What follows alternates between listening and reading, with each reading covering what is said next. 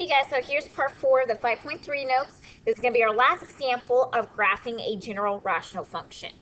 Okay, so doing this again, the first thing we need to do is figure out the x-intercepts. Remember to do that, we set the numerator equal to 0. So we're going to have x squared minus 3x minus 4 equals 0. Now notice we have a quadratic equation. How can we solve this? Well, remember the 4 different ways: quadratic formula, completing the squares, taking the square root of both sides, and factoring. Well, here we can't take the square root of both sides because we do have that middle term of x. I would not suggest doing completing the square, so we either can do quadratic formula or factoring. I'm going to go ahead and do factoring. I always like to see if I can do that first because it's a lot faster and easier. So I need to see what are two numbers that multiply to 4 add up to the -3. So that is going to be 4, so a -4 and a +1. And so I set my factors equal to 0, so I get x equals 4 and x equals -1. Now don't forget, for your x-intercepts, always write them as an ordered pair. Okay? So my two x-intercepts I have are going to be 4, 0, and -1, 0. So we're going to go ahead and actually plot those points. So I go over to 1, 2, 3, 4, plot those points, and then -1, 0. Okay. So now my next thing we're going to do is determine the vertical asymptote. And remember to do that, I set my denominator equal to 0.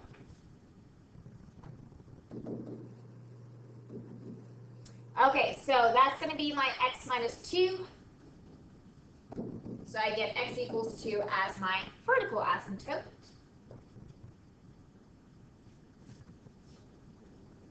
And I will extend that a little bit later. Okay, so then after I figure that out, my next thing is to figure out the horizontal asymptote.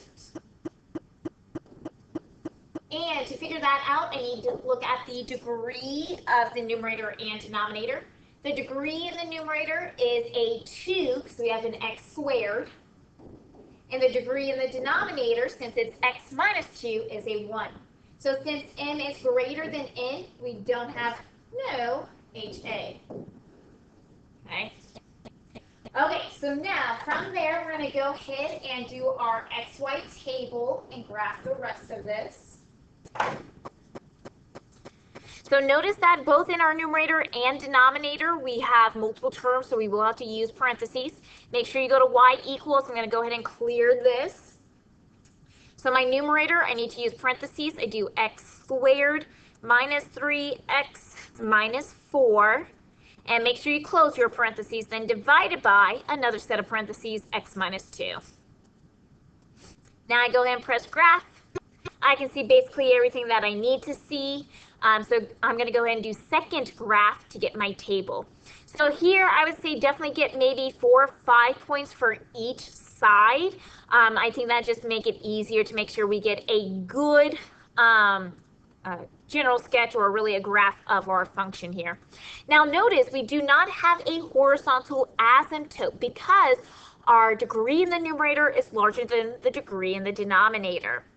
So remember, when that happens, we would actually have what is called an oblique. And so that would be more of a diagonal instead of a vertical or horizontal asymptote.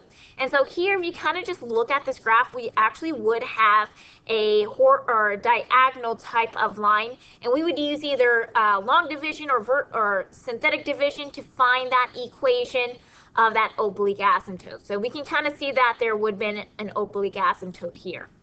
Okay, so we do know we have a vertical asymptote at x equals 2. So I am going to pick probably 4 or 5 x values that are smaller than the 2, and then 4 to 5 x values that are larger, so I get both parts of my graph. So I'm going to do second table. So we said 2. So I'm going to go basically, 1. So 1, 2, 3, 4, 5. I think that'll be good enough. So basically go from 1 to -3. I think that'll work. Okay. Okay, so we go to -3, so -3, -2, -1, 0, 1, and we know that 2, that doesn't work, okay? And then plugging that in, so we get 6, 2, 2, 0, negative 1.5, and then what was this? Negative 3 there. Negative 2.8. Okay. And I'm going to go ahead and plot these points.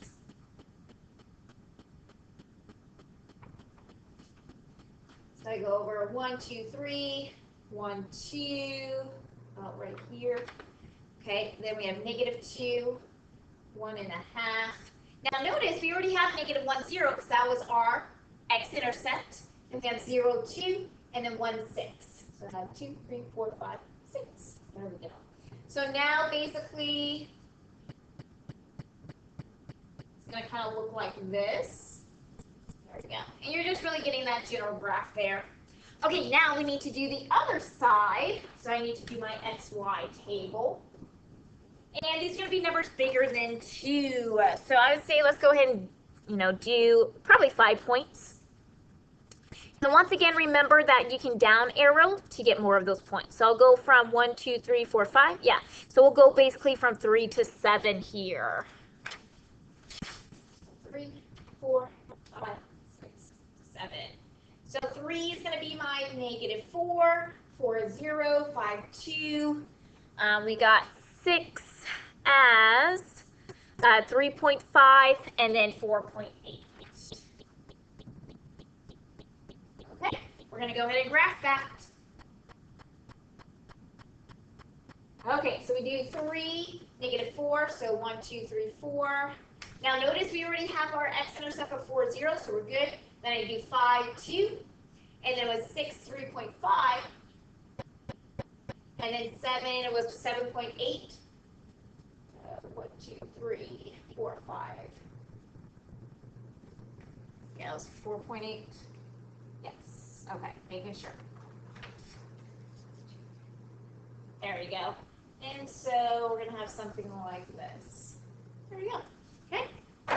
So there's the graph. And then we can always go back to our graph and calculator, make sure it kind of looks like that. I press graph. Yep, it does. So we did good there. Okay, make sure you guys work on your homework assignment.